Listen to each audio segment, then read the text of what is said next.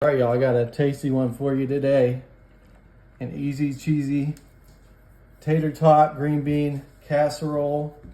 Could be good for Thanksgiving, could be good just for a family get together or a nice dinner for the family if you're feeding a few mouths. So we're taking about a pound of ground beef, lean ground beef, and we're putting it on the bottom here. It's a little more than a pound. Get it nice and even on the bottom.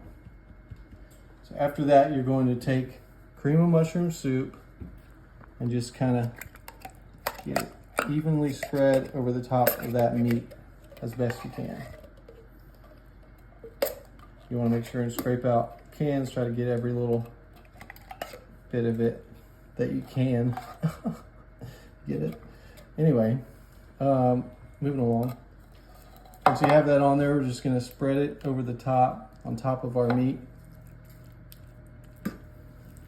I have not spent much time in the Midwest, but this seems like a really good, like, Midwestern hearty casserole. You Midwestern friends of mine, let me know. I mean, it feels like one of my Southern friends, I'm from the South, would love to make too. There's something about it that makes me think, you know, Ohio. I don't know why. Let me know what y'all think. All right, now that you got that can of cream of mushrooms spread over, we're going to take a can of green beans that are already drained, put it over the top of that mixture. Get those spread around. This is a fun little layered hearty casserole. All right, we got our green beans spread on there.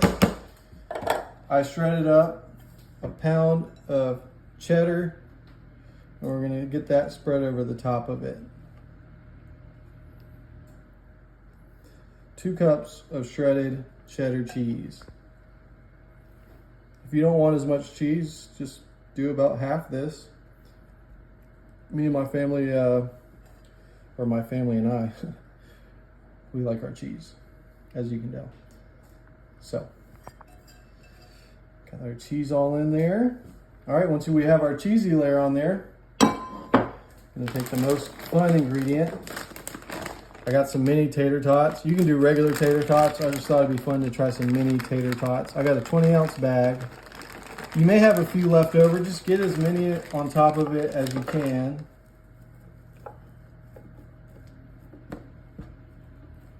Probably do a few more.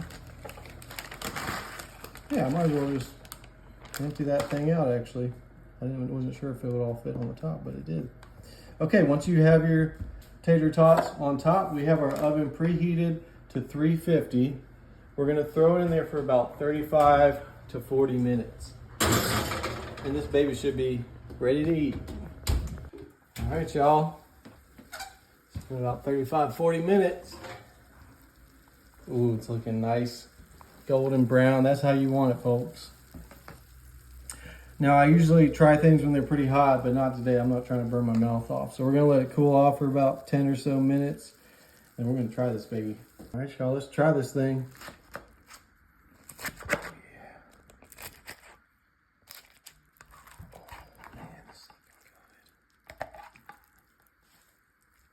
good. Look at that.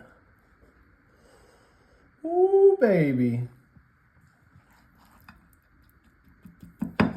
This really looks like it could be a good option for Thanksgiving. If you want to try something a little different, but some of the traditional things like the green beans. Oh my goodness.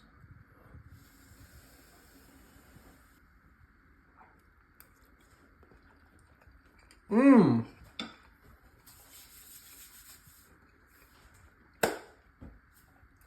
2 thumbs up, really, y'all. Not just because I made this. This is really good. And you got like everything you want in a meal. Man, y'all gotta try this at home, for real. It's so easy. I got something super tasty today. We got an easy, cheesy cheeseburger pasta casserole. Start with a box of shell pasta, medium. We're gonna throw in about a pound, a little more than a pound of lean ground beef. Go ahead and get that in there. Then we're going to take 2 cans of tomato soup, dump that in there with it as well. Make sure to get all the goodness out of there that you can. All right, once you have those ingredients, let's get those mixed together a little bit. And here I took 16 ounces of cheese and I shredded it up. We're gonna put half of that mixture in there. About half. And about half a cup of mozzarella as well. We're gonna throw in there and get all that mixed together in our 9x13. All right, and once you have it mixed in, you're gonna wanna take the remaining cheese and just throw that on top.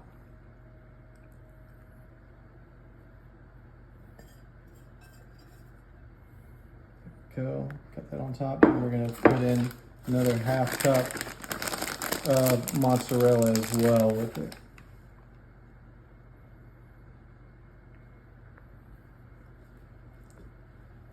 Get that cheddar and mozzarella mix on top there. All right, y'all, once you have your cheese on top, what you're gonna wanna do is throw some foil on top before you put it in the oven. We have the oven preheated to 350. We're gonna throw it in there for 20 minutes.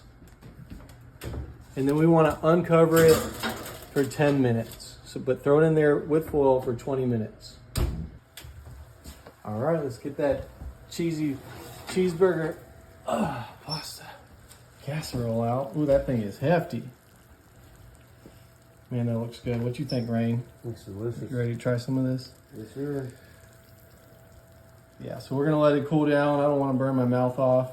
I know I usually eat things hot, but we're gonna let it cool down for a little bit and then I'll come try it. All right, let's give this baby a try.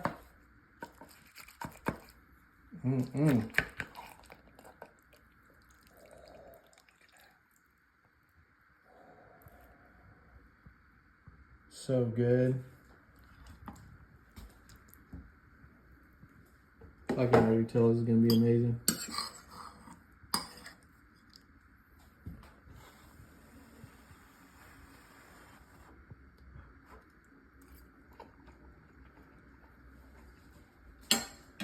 Y'all, this is a hit.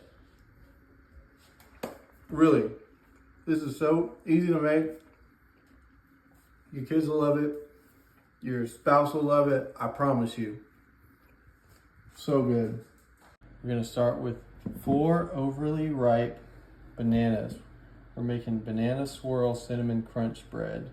We're gonna put them at the bottom of our bowl here. Get yourself a masher and start to mash them up. All right, now that you got that nice and mashed up, get all the little bits off of there that you can.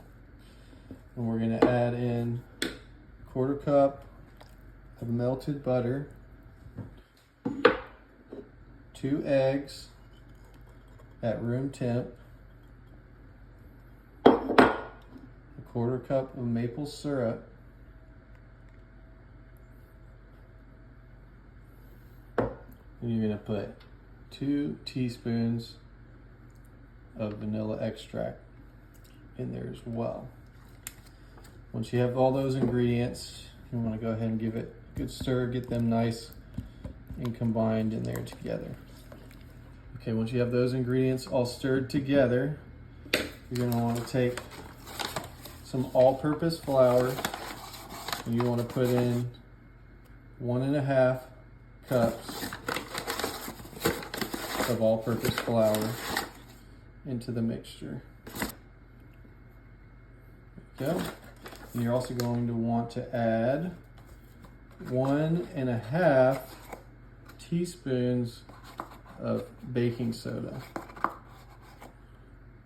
So we've got our flour, baking soda, and we're going to just throw in about a teaspoon's worth of salt as well. And once you have those dry ingredients, go ahead and get that stirred together in your bowl. Okay, now that we have our batter mixed together, we're gonna come over here and make our cinnamon crunch. So we're gonna start with 3/4 cups of brown sugar. I use dark brown sugar, that's what it said to use. If you prefer light, I'm sure that would be okay. But this recipe said to go dark. Once you have your 3/4 cup of brown sugar, you're going to put in 1 tablespoon of all-purpose flour and a tablespoon's worth of cinnamon as well. Once you have those dry ingredients in there, we're going to put 2 tablespoons worth of melted butter. Once you have all that together, you're just going to want to get that combined. Okay, so we got our cinnamon crunch mixture pretty good mixed together. So, all right, moment of truth. We're going to come back over here to our batter on a 9x5 bread pan. We're going to put half of that batter, about half the batter mixture into the bottom of it. And make sure you have it greased up. I grease it up with some butter. Once you have that batter in there, this is a fun part. My wife, I know, is excited about. We're gonna make a little cinnamon sugar mixture. So we have a 1/4 cup of sugar. We're gonna put about a teaspoon or 2 worth of cinnamon sugar in with it. You just take your finger and mix it together. Wash your hands? Of course. So you got your little cinnamon sugar mixture. So you want to just spread that over the top of your first layer of batter. Your cinnamon sugar mixture on, you're going to take just a 1/4 of that cinnamon crunch mixture and put that over this first layer. It's just about a 1/4's worth. Yeah, about that much. Kind of spread it around. Okay, once you have your cinnamon crunch mixture in the middle, we're going to take the rest of our batter, the other half of it, and put it over the top of that. Okay, we got that top layer on there. So now we're going to get the rest of that cinnamon crunch mixture. Oops. Just put that over the top of our top layer. Go. Got that top. Just kind of get it mixed evenly as possible. Looks delicious. All right, y'all. Now that you have it all in there, we have the oven preheated to 350. We're going to throw it in there for 50 to 60 minutes. 50 to 60 minutes. This baby should be ready to go. All right, let's take a look at our bread. Ooh, look at that. It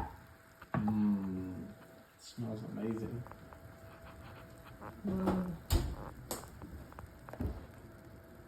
So we're just gonna let it cool down for a few minutes and want to try it while it's still warm.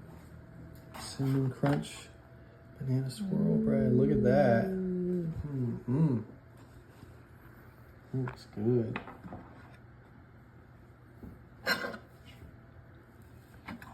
Yum.